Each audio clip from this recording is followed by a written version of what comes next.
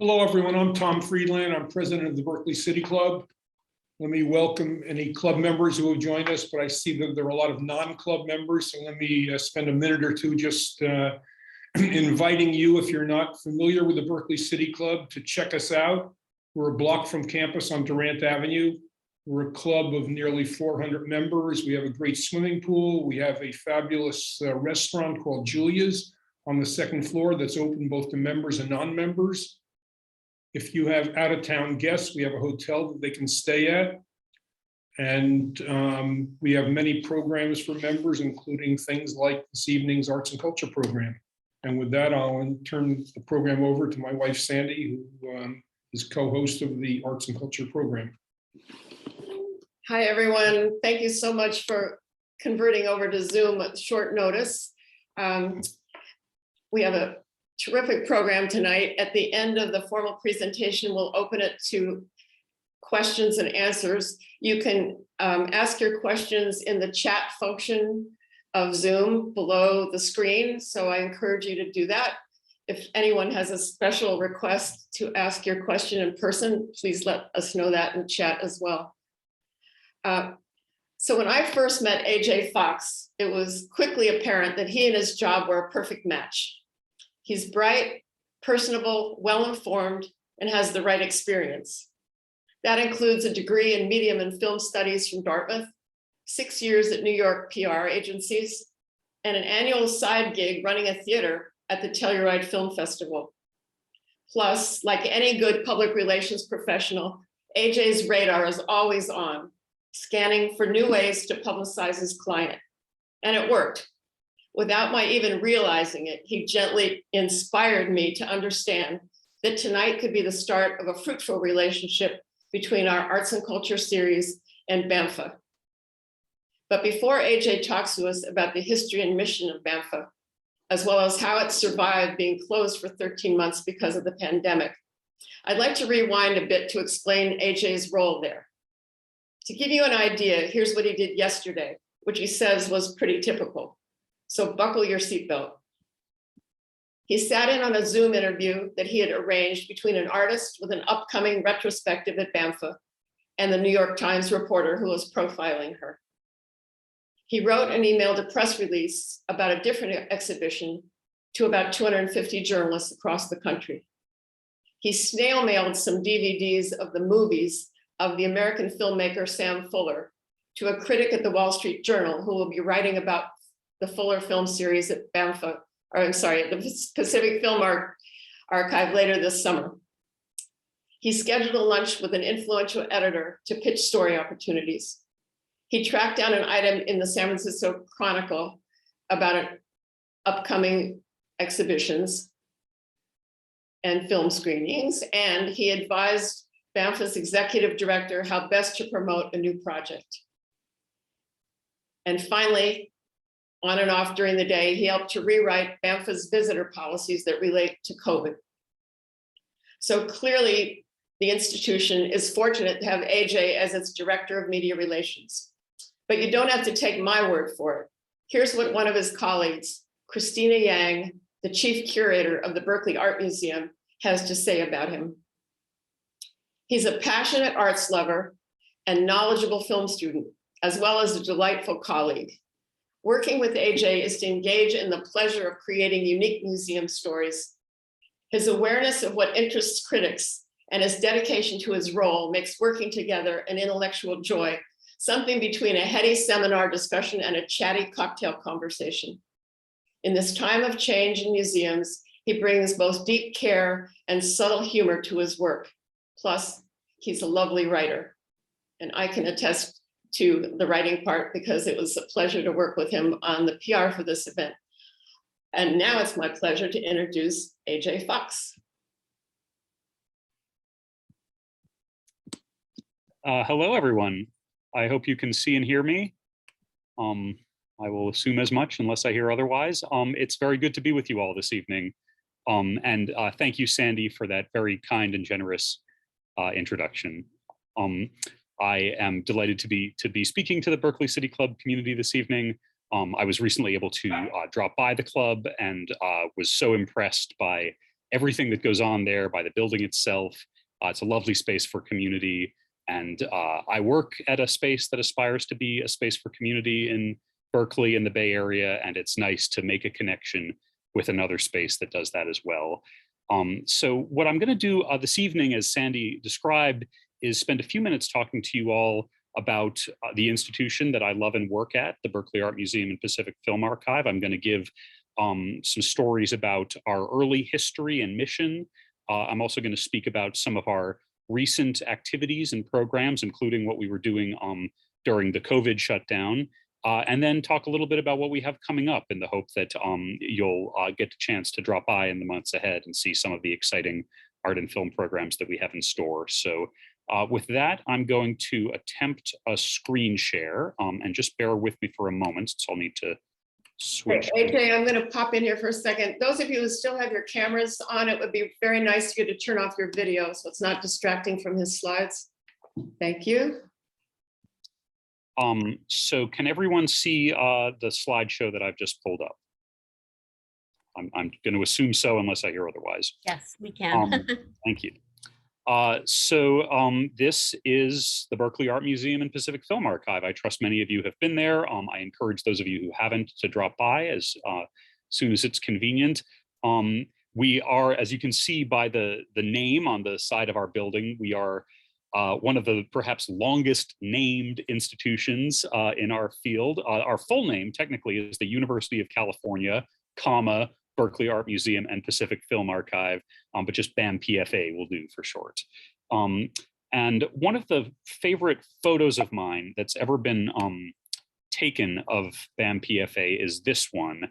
And I really love it for two reasons. One is that it really captures how situated we are right in the heart of downtown Berkeley. We're just a block from the downtown Berkeley BART station, in fact. And at the same time, you can also tell, those of you who are familiar with Berkeley geography, how we're sitting right at the western edge of the UC Berkeley campus. So we're right there at that sort of dividing line between the UC Berkeley campus and the Berkeley and Bay Area community. And I think that really sort of like reflects how we, are very much part of UC Berkeley. We're proud of that affiliation. We love being a university museum, and we do a lot of collaborations with our host institution, which I'll talk about in a moment. But we're also very much open to the public in the broadest sense of the term. We welcome our community from Berkeley. We welcome everyone from around the Bay Area and indeed from around the country and the world to come walk through our doors. And we do our very best to try and give a really amazing art and film experience to anyone from anywhere who drops by. The second reason I really like this photo, incidentally, is because when you get aerial photos of our building, you can see how we are split almost right down the middle between our art mission and our film mission. So everything in that sort of white cube on the left side is our art galleries, which I'll show you the interior of in a moment. And that sort of funny looking spaceship gliding down the north side of our building is our film space, where we show movies. We have a wonderful film library and archive in there that I'll talk about in a moment. But we really are, as an old boss of mine at BAMPFA used to like to say, unique in all the world among museums for being precisely split both physically and programmatically between art and film 50-50. So we're very proud of that sort of bifurcated identity of ours. So moving on, this is the interior of our galleries, which again, hopefully many of you have seen. We have 8 different art gallery spaces, 28,000 square feet overall. And this is our main gallery. And one thing that I really like about this photo is that you can see how the building itself used to be an old printing press. And the architects who redesigned it really kept a lot of the bones of that old printing press, which has some interesting history to it. It's where the original UN Charter was printed back in 1943. And that building was owned by UC Berkeley. It was defunct for many years. And in 2016, it was converted to the museum that you're familiar with today. Before we entered that building in 2016, we were in this building down on Bancroft Avenue, which many of you may be familiar with. I have actually never had the pleasure of being inside this building. It was condemned before I took this job. And many of you know the history of that, but I'll just quickly say that this original structure, which is a beautiful architectural marvel from the early 1970s, was, a really terrific museum, very spacious interior. It was, however, apparently as bad on the earthquake risk scale as you can get. It got like an F on the A through F grading for earthquake resilience. So that was determined in 1998. The university said that we had the choice of either radically retrofitting the building to be more earthquake safe or moving to an entirely separate building. And to make a long story short, the retrofits that they had proposed would have like really disrupted the gallery spaces with these big metal pillars. So we didn't want to do that, which is why we moved to the new facility, but had many great years at that space. And as some of you may know, it was recently retrofitted and turned into a bioingenuity hub, whatever that means for UC Berkeley. So if you're interested in bioingenuity, do drop by. And here's a little model of that building I just showed you, presided over by our founding director, Peter Sells. Peter Sells was BAMPFA's first director. He was hired by the university to essentially launch and run the museum back in 1970, which was when we opened. Prior to that time, UC Berkeley had a really prodigious art collection, but didn't really have kind of a formal museum space to exhibit it in. So it was a really exciting moment. We were actually one of the first, not quite the first, but one of the first American universities to leverage what was then sort of a burgeoning art collection into a whole new museum space right there on the campus. You can see, by the way, if you look closely at this model, what made the old building so seismically unsound. It was kind of a cartwheel shape with nothing really supporting those upper galleries. So thank goodness we got out of there in time. But Peter Sells came to us from the Museum of Modern Art in New York City. He was, by all accounts, a kind of iconoclastic and somewhat eccentric art genius of the time, who was, among other things, really notable for celebrating a lot of sort of underappreciated and under-exhibited artists from the 70s and 80s. He was notable in really making the case, among other things, for the continued importance of figurative art at a time when a lot of contemporary artists in those days were embracing abstraction and abstract expressionism. I'll speak more about that in just a moment. But one really important piece, perhaps the most important piece of that origin story in the 70s, came from this gentleman here, a guy named Sheldon Renan, who, unlike Peter Sells, who passed away in 2020, is still around. Sheldon drops by every so often. He lives up in Oregon now. And he was and is this film genius, a sort of entrepreneur who was involved in film exhibition in the early 70s and film acquisition. And he came to Peter Sells and to the university with this early film collection, which was in the 1970s quite an unusual thing. It was very uncommon for anyone, much less museums, to have large collections of celluloid film prints. Sheldon Renan had just gathered through various sources in his exhibition world this collection of several thousand celluloid film prints, and was making the case, he was advocating for these to be housed in a museum, because, as was growing to be understood in that period, film was and is a very important art form that deserved and deserves to be preserved and exhibited by museum spaces in the very same way that the fine arts are. That was a new idea at the time. It was somewhat radical at the time. And the story I've been told is that Sheldon was trying to get SF MoMA, was trying to get the Metropolitan Museum in New York to accept this collection of his, but everyone turned him down until he went to Peter, who, being the iconoclast that he was, thought this was a great idea. And he founded and helped Sheldon found the Pacific Film Archive, essentially in residence at what was then the very young Berkeley Art Museum. So we're so happy that happened, because film is now, as I said before, a really integral part. It is precisely 50% of the program that we have at BAMPFA, and we're so proud of that identity. And I should add, by the way, that film collection has grown from a couple thousand film prints that Sheldon brought on to nearly 20,000 films and videos that we now store in our archives, which makes it one of the largest and most diverse film collections in any North American cinematheque. So very proud of that. Thank you, Sheldon. So I mentioned that Peter Sells was kind of an iconoclast who didn't follow the trends. One of his big early shows for us as director of the museum was something called the Funk Art Show, which recently celebrated its 50-year anniversary. Some of you may be familiar with funk art. It was this kind of like weird, esoteric, very West Coast centric movement that again was sort of pushing into this more figurative space at a time when the hip thing to do was go into abstraction. But Sells loved this stuff, and he thought it was very important and deserved to be right up there in the late 20th century American art canon, and really championed it at a time when a lot of East Coast critics thought it was very unfashionable to be painting and sculpting in this way. But today, if you talk to any American art scholar, they'll talk about the funk art movement as a really important moment in the trajectory of West Coast art history. So we're really proud to have given those artists, many of whom were quite young and not quite established at the time, their first major survey exhibition at BAMPFA. And just as Peter Sells was pushing this really kind of exciting and weird program on the visual art side, Sheldon and his colleagues were doing really exciting and sort of boundary and genre pushing stuff on the film side. This is one of my favorite early photos of one of our earliest film guests. Some of you may recognize the person at the center of this photo is a very young Jean-Luc Godard, fresh off his success with Breathless a few years earlier, an important, perhaps the most important figure in the French New Wave of the 1960s and 70s. We brought him onto campus with his collaborator, Jean-Pierre Guérin, there on the left. And he was like talking to students, as you can see by this like fairly informal photo. He was just kind of like hanging out and picnicking on the UC Berkeley campus. As a film fan myself, it's just like wonderful to imagine kind of like being around in those days and hanging out with guys like this. And David Lynch was also a young filmmaker who just kind of dropped by the PFA.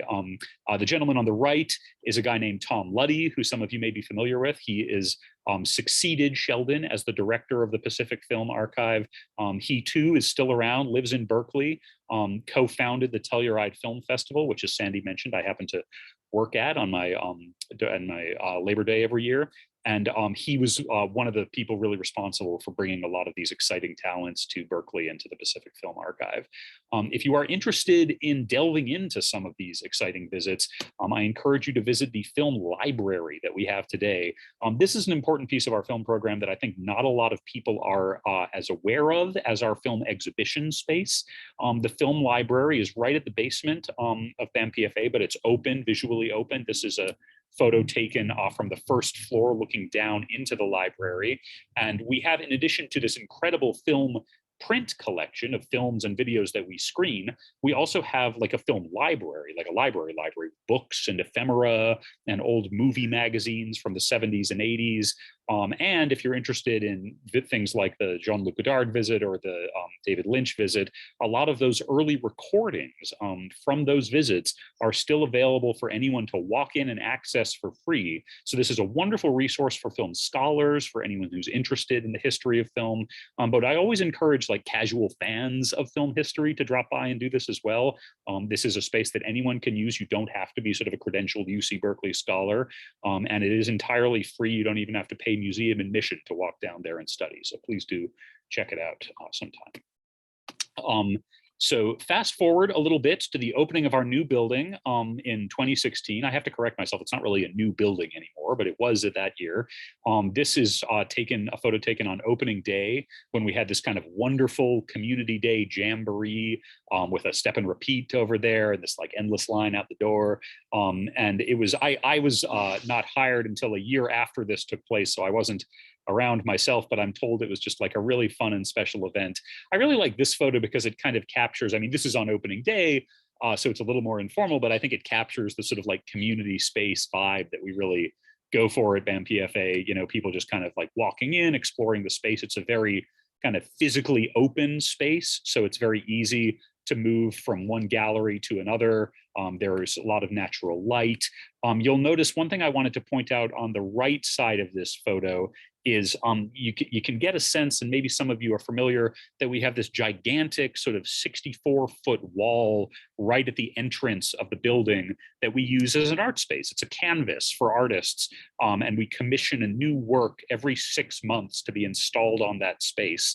And we've had all kinds of work, from an Afrofuturist graffiti mural to, in this case, it was a wonderful Chinese stencil painting, to any number of important works there. Right now, excuse me, we have a painting, a giant mural painting by the artist Caroline Kent, a young Afro-Latina artist out of Chicago, and it's a beautiful abstract work that I highly recommend checking out. Really adds to the environment when you walk into the building. So, oh, there we go. So what have we done since the opening? Well, there's been a lot of exhibitions and film programs, obviously, in the past several years since we opened in 2016. I'm just going to mention a couple important highlights before I get into our more recent stuff. So this exhibition was called Hippie Modernism, which took over not the entirety of the museum, but several different galleries for a period of about 6 months. This is where I come in. I was hired right as this exhibition launched, and it was such a fun introduction to the museum. It's Hippie Modernism was an exhibition about the art and culture of the hippie movement. And this occurred in 2017, right on the eve of the anniversary, the 50th anniversary of the Summer of Love. This particular photo is of a beanbag room where you could sit and watch these sort of astral projections of these like sort of gooey, wavy color slides that were created by hippie artists as part of that movement in the 60s. And this, I think, like captures, in perhaps a bit the same way that that funk art show that I described captures what I've always thought of as a slightly countercultural vibe in our art exhibition programming. I mean, we do all kinds of art, and we have art in our collection from the past, 3,000 years. It's not like we're just a sort of hippie weirdo art museum, but we do have, a lot of art that really captures the sort of like West Coast spirit of creative energy that flowed through Berkeley and the Bay Area at the time of our founding. I gather that for a time, one of our promotional slogans at BAMPFA used to be encounter culture with a capital C in the word encounter. And I always thought that was kind of a clever way of expressing our mission. So more on that in a moment, but I will move on to talk about one of our most exciting film programs of the past few years, and one that I think exemplifies what makes BAMPFA's film program unique. Was the 50th anniversary jubilee we did for Ingmar Bergman's birthday. Ingmar Bergman, as many of you may know, is perhaps one of the most important figures of 20th century film history, as a Swedish director who made 75 films over the course of his long and productive career. He won 4 Oscars, really sort of stood at the zenith of international art house cinema, particularly in the 50s and 60s when he was at his most prolific. And for this annual program of his work, there was Ingmar Bergman celebrations going on all over the place for his centenary. New York had a series. They had a lovely series in his native Sweden and elsewhere in Europe.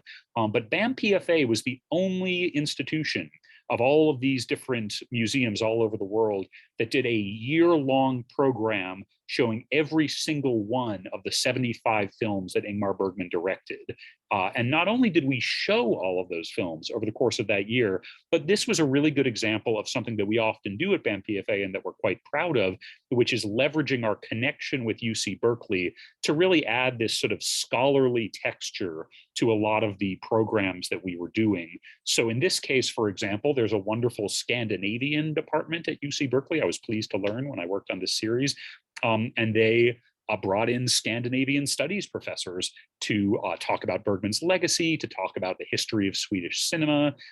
We were really, really proud, and I was personally very excited to have this woman in red attend our opening screening. This, for those of you who don't know, is Liv Ullmann, the wonderful, I always have to correct myself, she's not a Swedish actress, she's actually Norwegian, but she starred in, I think, like 12 of Ingmar Bergman's Swedish films, still alive and kicking today in her mid-70s.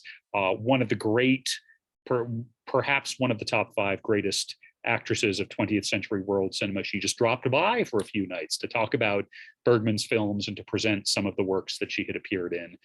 That sort of thing happens all the time at BAMPFA. We're really, really proud to bring in living artists and filmmakers throughout the year, and it's a real highlight of our program and something that I think really distinguishes us from many of our peers. So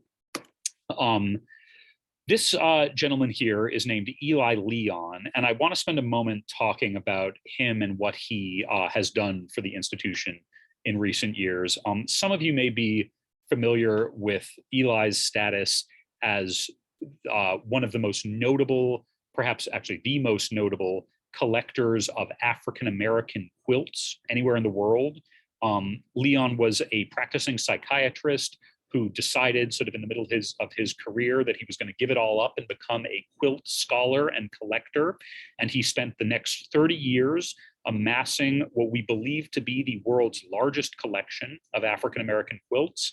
He also published extensively on this topic. I think he wrote 8 scholarly books on the topic of African-American quilts. He was received a Fulbright scholarship to travel through the American South and study this art form.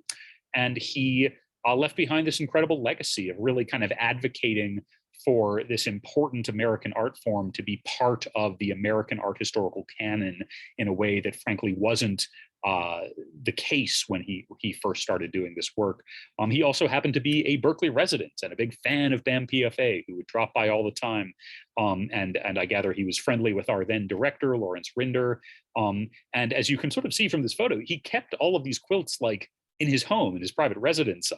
He was a prodigious collector, but not really like, he didn't sort of have a museum or a gallery of his own. He was, he just kind of housed the quilts and would occasionally, I'm told, sort of hang them out his window, and people would gather and set up lawn chairs and sort of admire these gorgeous quilts that he had collected as if they were going to an outdoor movie or something. And Eli Leon passed away in 2018. And about a month after he passed away, we got a call from his lawyer informing us for the first time, no one had known this, that he had in his will donated the entirety of his collection, 3,000 African-American quilts, entirely to BAMPFA, which was an exciting surprise and quite a shock to us, frankly. And that donation, that bequest, did in a single stroke make BAMPFA the largest holder of African-American quilts anywhere in the world. No one has a collection, and we've looked into this, no one has a collection of quilts of this kind that are even close to the size of the collection that we're now so proud to have. And it's in fact such a large collection that the sheer number of works has increased our overall holdings to 28,000 artworks overall. So it's been like a really transformative gift, perhaps the most transformative in the museum's history. And probably the most important of the dozens and dozens of quilt artists in terms of her historical impact that are represented in this collection is Rosie Lee Tompkins, pictured here with one of her quilts. Rosie Lee Tompkins, as some of you may know, was born as one of 12 children to a sharecropping family in Arkansas. She moved to the Bay Area in her early 20s, settled in Richmond, California, and was an amazing quilt artist who sold her work at like flea markets and at farmers markets and did not sort of exhibit publicly. And she was sort of discovered by Eli Leon, who really championed her work and sort of introduced her to the broader art world in this very serious way. And suddenly she was with his support and advocacy, having exhibitions in New York at places like the Whitney Museum, having exhibitions internationally. We did a very early exhibition of her work at BAMPFA in the late 90s. And his collection of over 3,000 quilts includes more than 500 of Rosie Lee Tompkins's quilts, making it the largest single set of her holdings anywhere in the world. So very important artist, really widely acclaimed as one of the great quilt artists of the 20th century. And we're so proud to have the largest surviving collection of her work anywhere in the world. I should add, by the way, that she passed away in 2004. And we were very proud, after we got this collection, to open the first comprehensive retrospective of Rosie Lee Tompkins's quilts ever produced. And we opened this exhibition, I remember it vividly because it happened to be my birthday, on February 19th, of 2020, February 19th of 2020, which those of you who can recall what was going on that month, it was not the greatest time to open this world historically important art exhibition. We got rave reviews. We had a journalist from the New York Times fly in to see it, and then it promptly closed about a month later because of COVID, which was so heartbreaking just because it was such an important and exciting show for us. But of course, it was the right and necessary decision to close it for safety reasons at that time. And I'm going to talk more about this show in a minute, but I want to pivot to talking about what happened to BAMPFA when we closed. I should add, by the way, that as many of you may know, this show did reopen. It was the reopening exhibition that we had up when the museum returned to full function a year and so later, but I'll get to that in a moment. So yeah, we closed on March 9th of 2020 or something like that. As the publicist at the time, I was writing and rewriting our kind of COVID messaging up until the day when suddenly we had to pull the plug and close our doors, as pretty much every other museum in the United States did. That was at an interesting moment for the museum, because our director, Larry Rinder, whom I mentioned a moment ago, had announced several months prior to COVID that he was retiring, that he was stepping down, and he had picked March 3rd of 2020 as his retirement date. So just a week after our longtime director, who had been there for 10 years, stepped down, we found ourselves with our doors closed, the museum shut down, and us unable to do a program and with no leadership to mount any programming in the immediate future. So it was a very challenging time for us and many other museums. And we ended up doing a lot of stuff like this.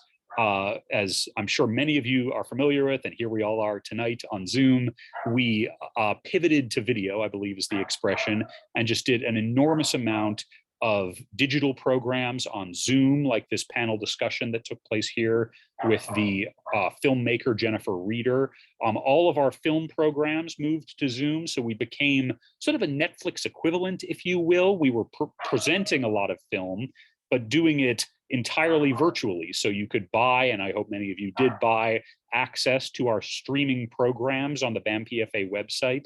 And that was, for more than a year, a substitute for the live film program that we used to do in our theater all the time.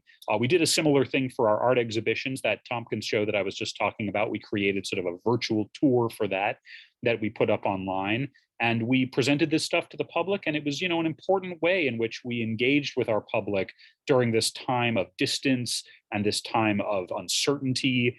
We were really proud, and we worked very hard to create the most vibrant digital-only program that we possibly could during what ended up being a 13-month closure due to the pandemic. And, I don't want to spend too much time on that depressing subject, but I'll just say that, we all have our pandemic stories. I know it was a challenging time for museums and institutions of all kinds.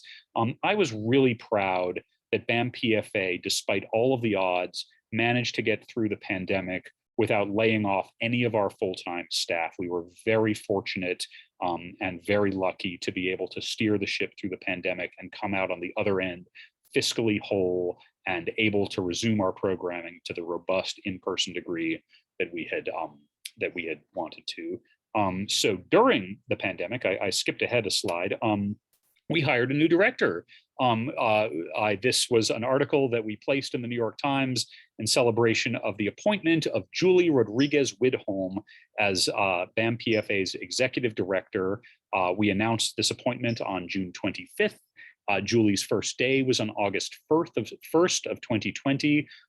So I guess, let me do the math. I guess she's coming up on 2 years now. And man, what a time to take the reins of an institution, right? It was Julie, I'm told, was, had to move her family from Chicago, where she had been the director of the DePaul Museum of Art, all the way to Berkeley to start off at a museum that she hadn't been able to set foot in during the interview process because it all took place remotely. I thought that was a really brave and impressive move of her, and I'm so happy to report that she has steered us into much safer waters post-pandemic and has really been a great leader in promoting this incredibly robust program for us, both during the pandemic when we were entirely virtual and then pivoting us back to the sort of in-person art and film programming that we do best. So welcome, Julie. Glad she's here.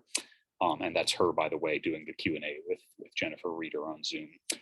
So yes, we reopened in May of 2021, which was around the time, you'll recall, that a lot of museums and other cultural institutions were starting to get back to business. Here's a story in the Chronicle about that. And we came back with our Rosie Lee Tompkins show, which we were very excited to sort of reopen to our audiences. You know, many people got in there in that 1 month that it was open, but there was a lot of pent up energy to really see and discover that show. I'll spare you the virtual tour that we created of it during the pandemic, but suffice to say, it was a pretty transformative experience to actually get into the gallery and see those quilts in person again. Our film program came back a little bit later. We waited on that until fall of 2021 and then sort of moved back into in-person film programming fairly hesitantly, first with just a couple of screenings a week. And now we're back up to our regular 5 nights a week for film, which I'm very happy about. And our big kind of, our first big exhibition production post reopening was this exhibition called New Time: Art and Feminisms in the 21st Century, which I hope many of you got to see. This exhibition actually had been in the works prior to the pandemic. We were intending to open it on the eve of the 2020 presidential election as kind of, in part, a statement about our values, about museums' values in relation to what was going on in national politics at that time. But we were every bit as proud and happy to open this show in fall of 2021.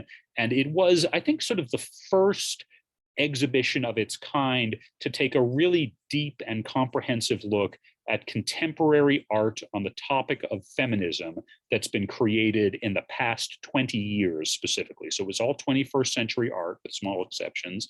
And it was just this vast exhibition that I think contained work by over 75 different artists of all genders.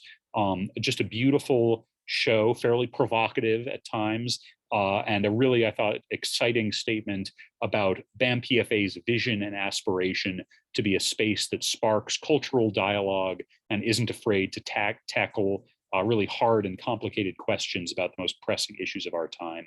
So really wonderful show. We were glad we could do it. And here we are today. This photo was taken just a few weeks ago at BAMPFA.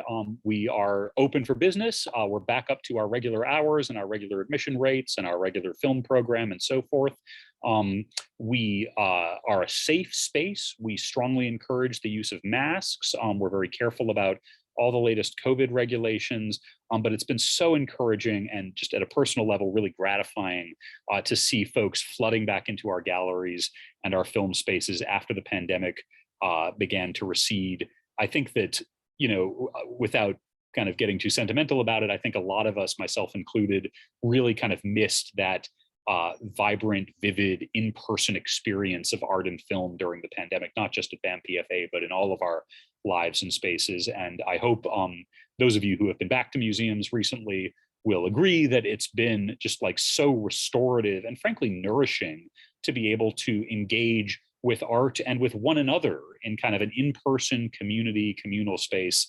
That's something we take really seriously as part of our mission at BAMPFA, and it's been so great to see us be able to do that since reopening. And with that, I'm going to talk about some of the things that we have up now and in the future that have been fulfilling that objective for us.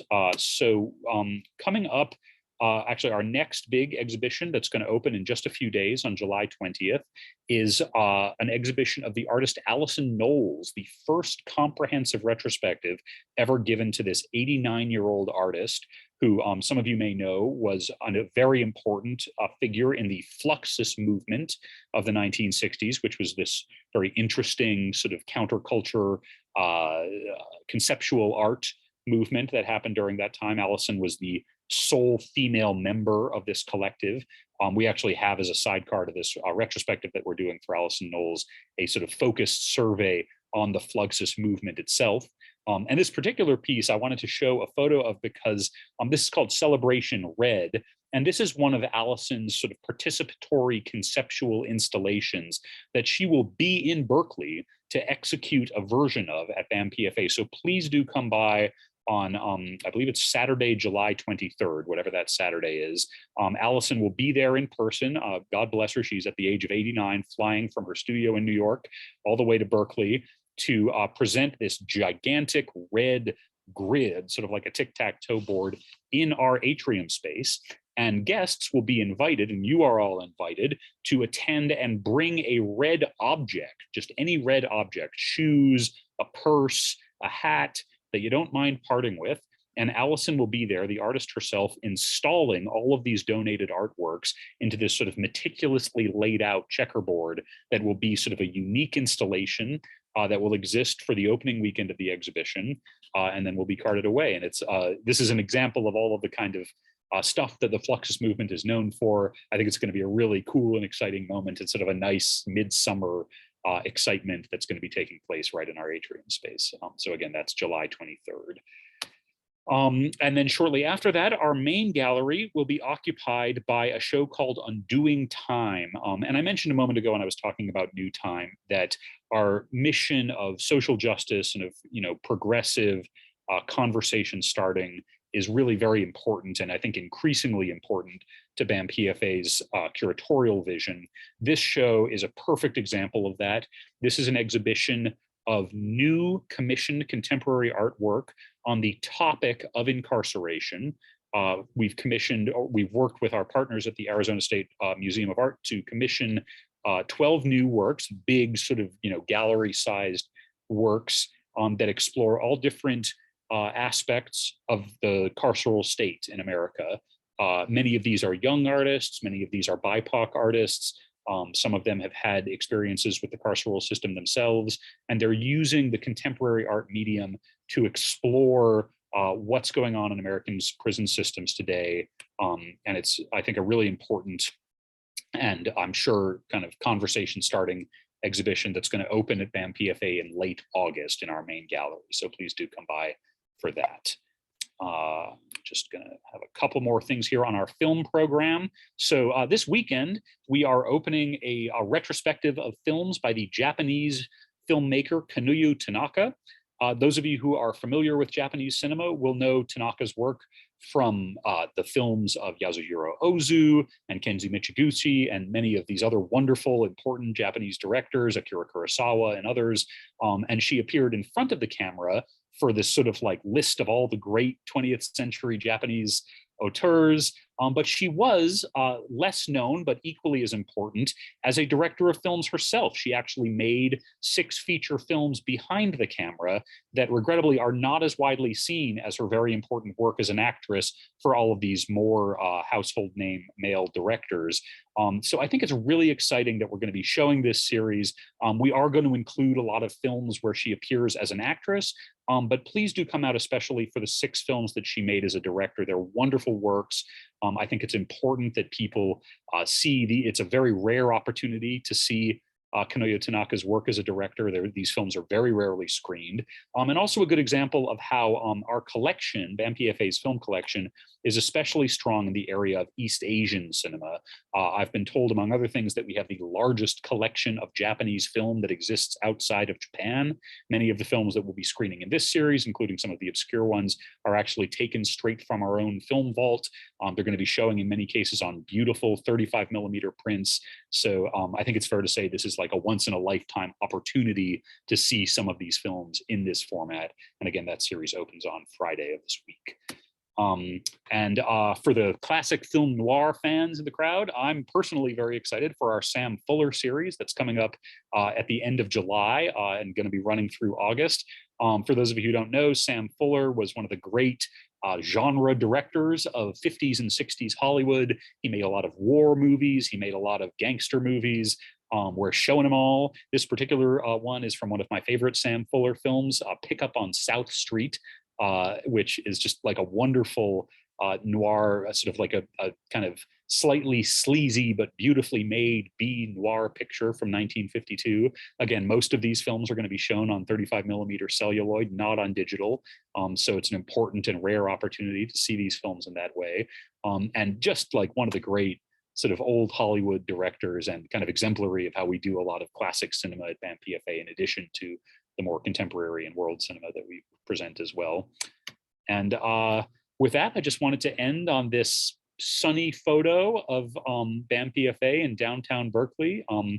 And again, we are just couldn't be easier to find. We're right there in the heart of downtown. Our doors are always open to the public. Well, actually, I should say they're open 5 days a week to the public, but we are always welcoming to the public, and we're welcoming to all of you. I hope you come check out some of the programs that I've just described, and please feel free. I always encourage people to just kind of wander in, on a given day to BAMPFA. There's always some interesting screening or performance or something happening, and it's a really inviting space. It's intended to be a space for community, and we do hope you pay us a visit sometime soon. So with that, I'll conclude my remarks, and I'd be delighted to take questions if anyone has any. Thank you, AJ. That was unbelievably fabulous. Thank you.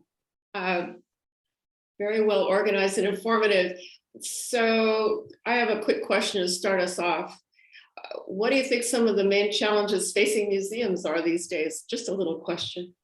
That's a great question. The main challenge facing museum these days, I think, is not just COVID as an epidemiological reality, but all of the sort of second order factors that COVID has created in not just the museum field, but really in like the kind of nonprofit cultural sector more generally. So, when the pandemic hit, museums, including BAMPFA, lost initially all of, and then when we transitioned to virtual, much of our earned revenue of attendance through the door, right? Because no one was walking through our door in those days.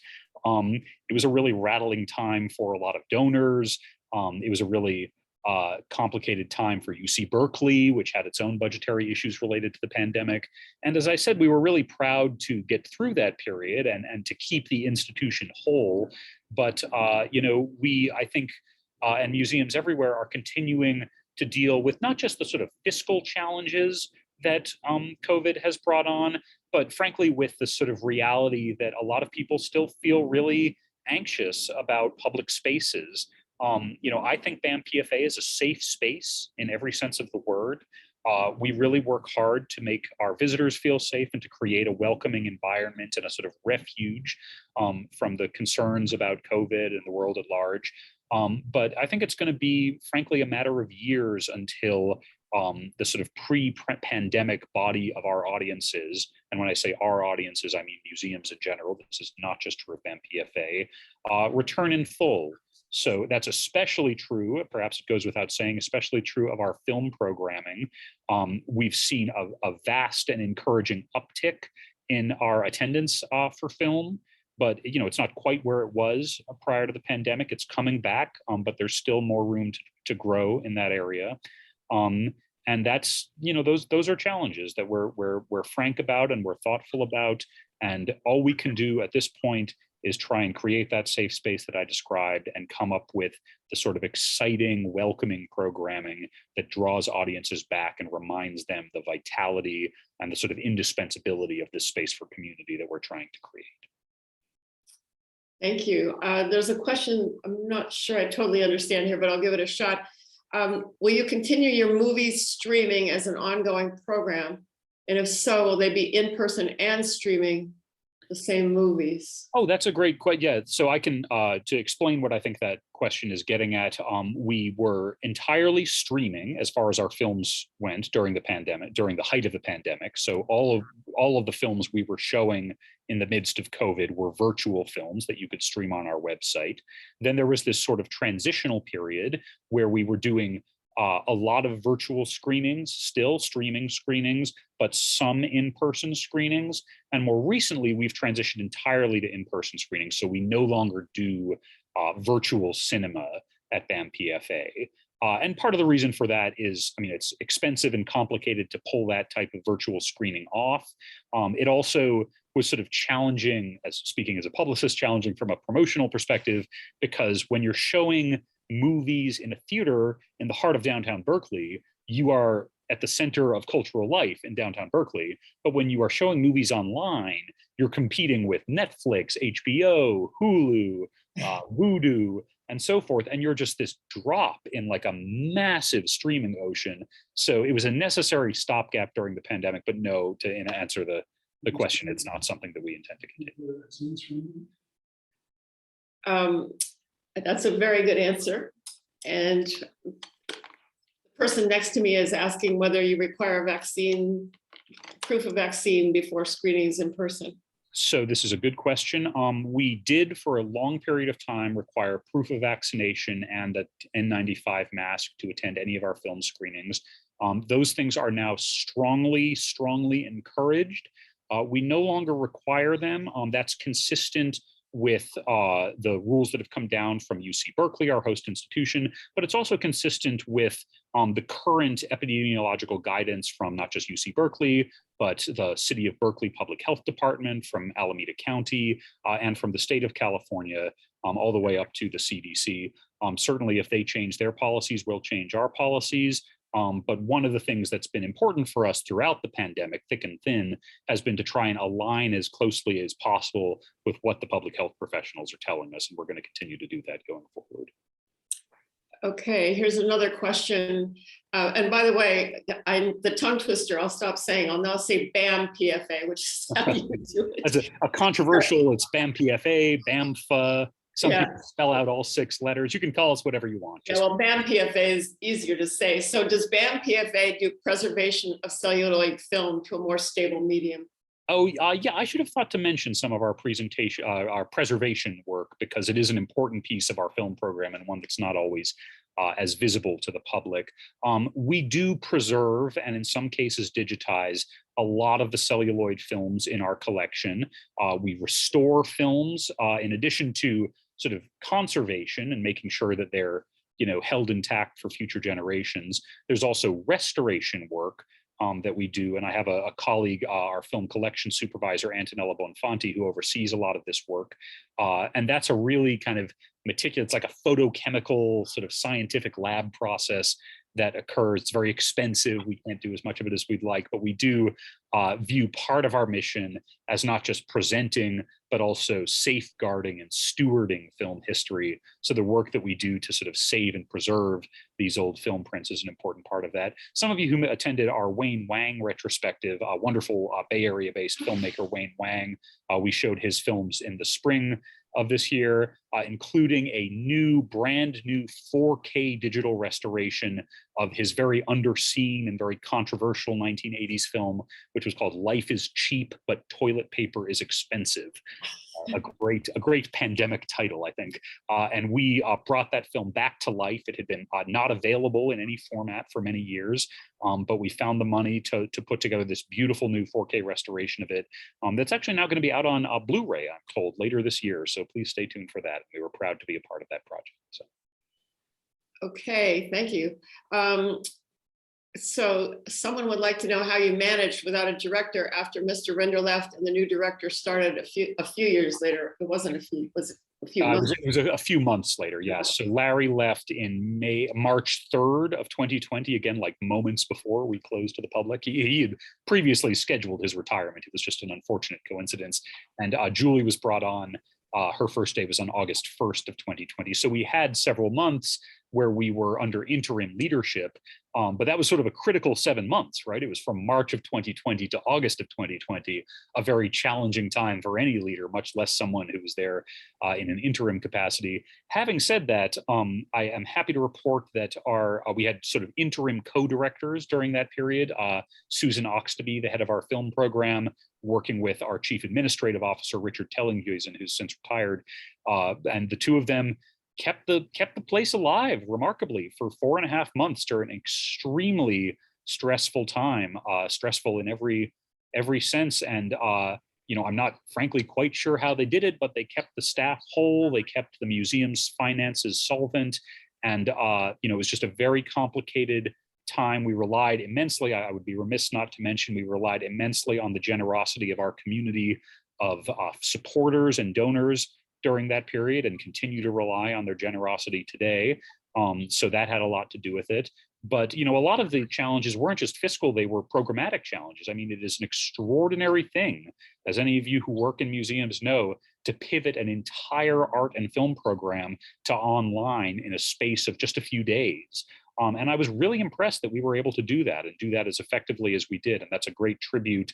You know, if anyone runs into Susan Oxtoby or Richard Tellinghusen on the street, I tip my hat to their amazing interim leadership during that 4-month period.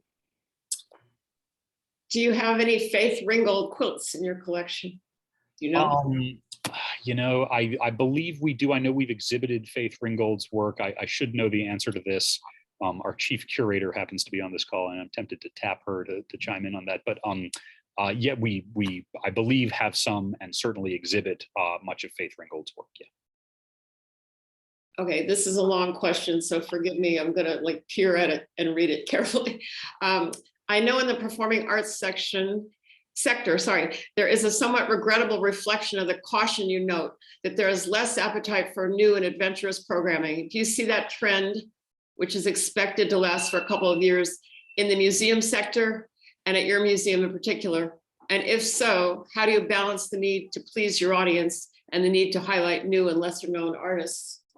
Another small question. Yeah, gosh, what an interesting question. That question has me thinking about the meaning of the word cautious in this context, because I suspect what the questioner means is whether we go for sort of blue chip household name artists and filmmakers, or whether we continue to support the sort of younger and more emerging voices that maybe don't get as much due in museums today. What I would say is that BAMPFA is not, and nor should we be, a particularly cautious institution when it comes to the art and film programs that we put on. We have always and will continue to push boundaries and bring on new voices in all sorts of different mediums and in all sorts of different contexts. As I was sort of getting into in the earlier part of my talk, that's a long historical tradition at BAMPFA, going right back to the work of Peter Sells in the early 70s with things like the Funk Art Show, and it remains our work to the present day. I'm really proud, for example, with Undoing Time. That is a terrifically not cautious show. This is the show about incarceration that I was referencing earlier. So that's a show that is brave in the sense that it's tackling a really thorny and controversial issue about the American prison system. It's also brave in the sense that there are a lot of young artists in that exhibition, not all of whom are widely known in the art world yet. And we are excited to give them a platform. We're excited to be a space where younger, more kind of adventurous or risk-taking artists can unveil their canvases literally and figuratively in our galleries.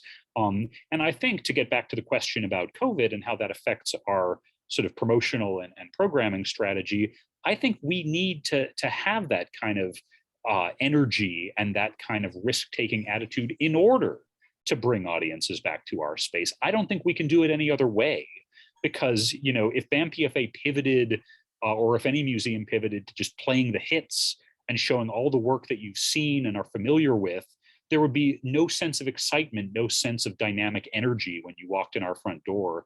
And I don't know what's going to bring audiences back to arts institutions post-pandemic, but I think that energy and that sense of adventure and risk-taking is going to be very central to it. So I hope and expect that BAMPFA will continue to throw its arms around those challenges. Great answer.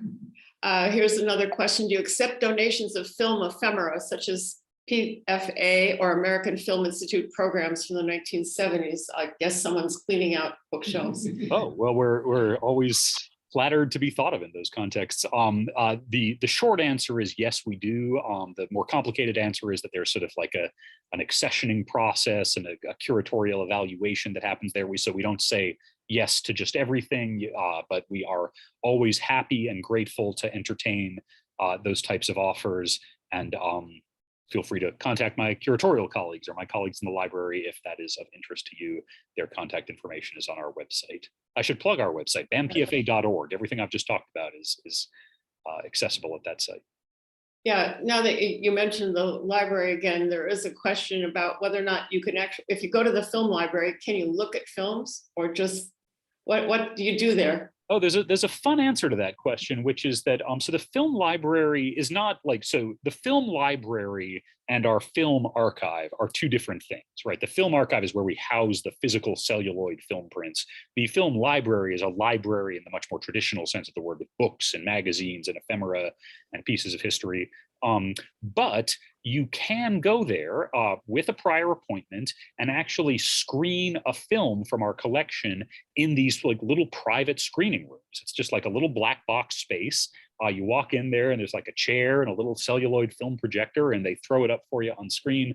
Again, this is done by appointment only. Generally, it's for research projects. There is a fee involved and things to access our films in that way. But that is one way, in addition to our kind of like general audiences screening program, that we make our film collection accessible to research and to the general public in sort of a different context. That's very important to our scholarly mission as well. UC Berkeley is blessed with a film archive that has one of the largest and most important film collections in the United States. And it would be such a shame if the dozens of film students that come through UC Berkeley every year didn't have access to those film works for research purposes as well as entertainment purposes. So we're really proud to offer that option in our film library as well. Okay, and finally, the question that I often ask when I interview people, is there anything that we've forgotten to ask that we should have? Anything that you've forgotten to ask that you Or should? that we didn't think to ask you? Is there something else that you would say when we turn this off? You're going to say, "Oh, I wish I'd remember to say that." Is anything flitting through your brain? Gosh, well, let's see. I think one small thing that I didn't mention, but that's kind of an important piece of our film program, and Sandy, this actually came up when you and I first met, so I'll mention it here, is our connection to some of the film festivals in the Bay Area. So BAMPFA is really proud to be, I think I can say this varies year to year, but I think as of now, we are the exclusive East Bay venue for the San Francisco International Film Festival, or SF Film. And we are also the East Bay venue for the Mill Valley Film Festival. And we are really proud to collaborate with those programs. They're two internationally respected film festivals that bring exciting contemporary film and filmmakers from all over the world. And we show many of their movies in our space when those festivals happen. And that's important to bring up, I think, for another reason, which is that as you've gotten maybe the sense of from my descriptions of our film program, most of the work that we do is repertory film programming. So we show older titles, things like the Sam Fuller retrospective or the Kanoyo Tanaka retrospective.